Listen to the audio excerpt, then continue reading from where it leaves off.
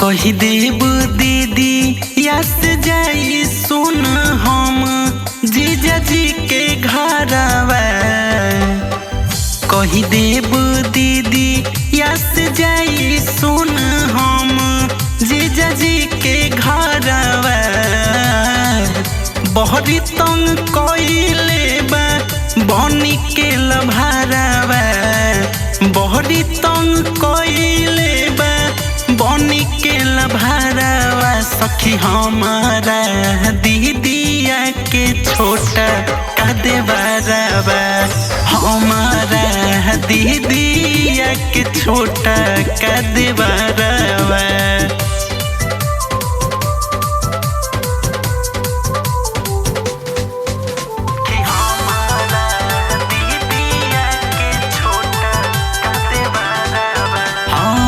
जहिया से आईनी अपना दीदिया के घर से रोज पीछा करता हम भागता डर से।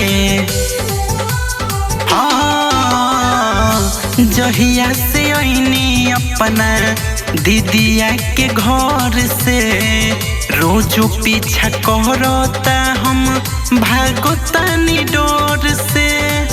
भइल बहाला पूरा गाँव सहारावा।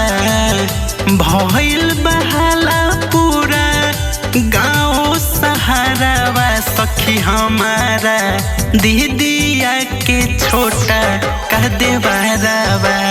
बड़ी तंग करता छोटा कदेवरवा।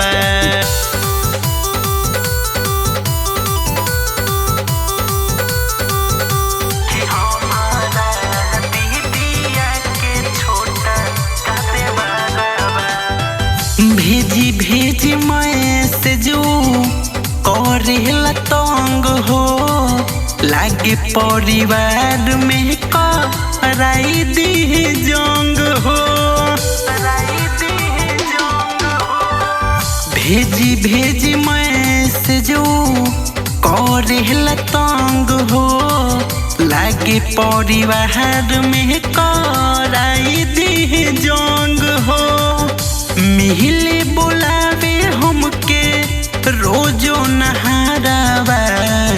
मिहिले बोलावे हमके रोजो नहारावा। सखी हमारा दीदिया के छोटा कदेवरवा। करेला तंग हमर दीदी के देवरवा।